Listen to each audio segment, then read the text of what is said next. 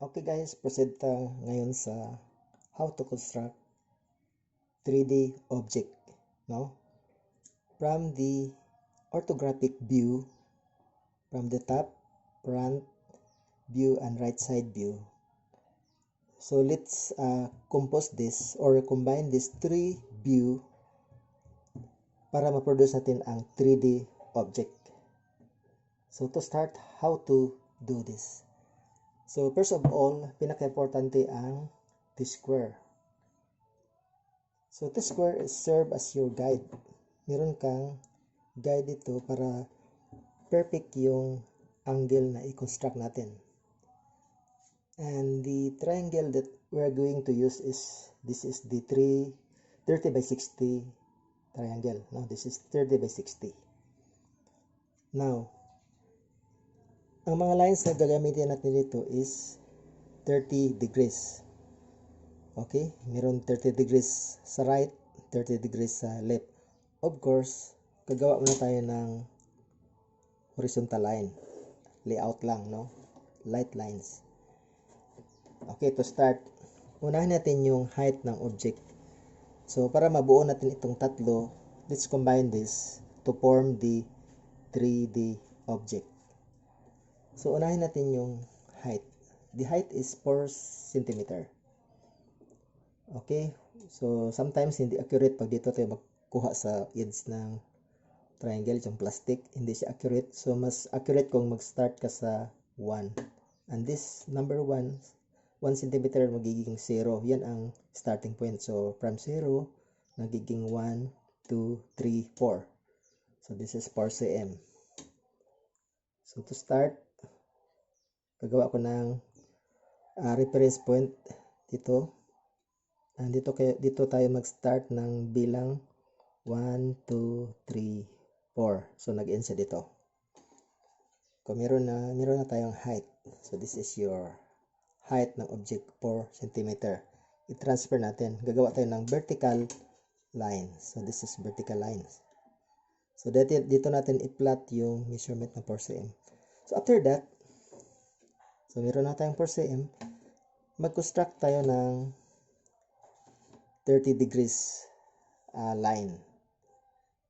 Okay, so be sure nga may guide ka sa baba. So, kung wala kang T-square, pwede man ruler ang guide mo sa baba. No? So, pwede rin itong guide para maging accurate yung line mo na 30 degrees. Okay, so hanap tayo na mas maliit. Okay, ito. Okay, this 30 degrees line from this point. Gagawa tayo ng line na 30 degrees going right and 30 degrees going left. So, meron na tayong tatlong line. The vertical, the right line, no, right side, o sa left side. So, itong line sa right side, dito natin i-plot ang depth or yung thickness ng object. So, what is the thickness of the object is 3 cm.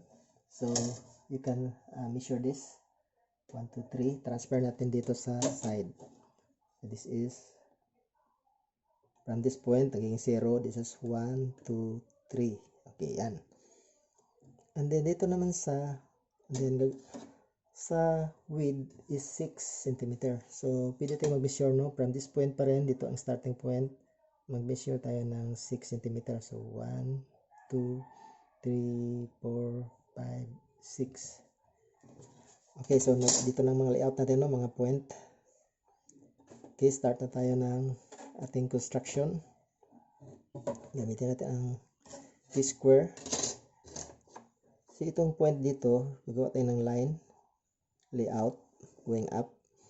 So, vertical lines. And then, dito naman sa left, itong na point, going up, vertical line pa rin.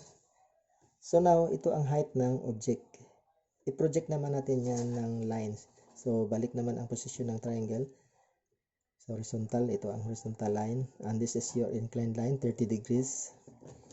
Going right, and 30 degrees line going left.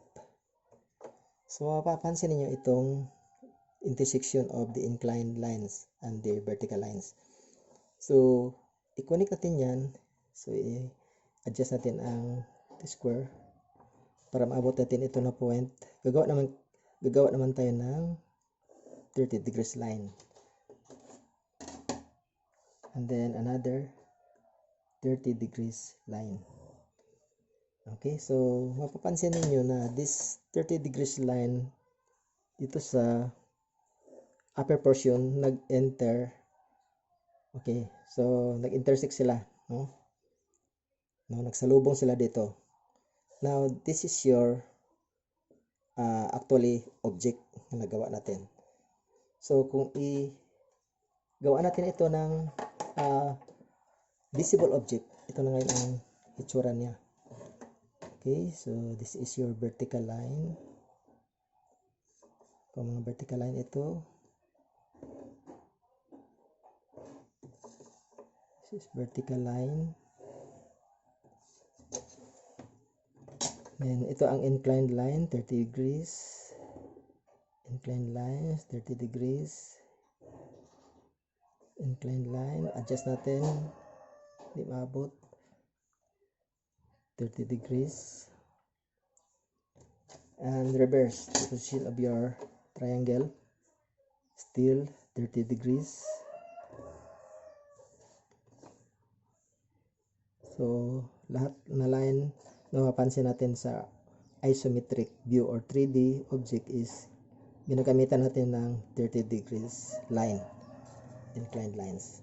So now, ito na ngayon ang 3D object. So, to review, saan natin nakuha ang height 4 cm from this point going up. This is your height. So, dito sa right side, height pa rin niya is 4. So, dito sa left side, ang height niya is 4.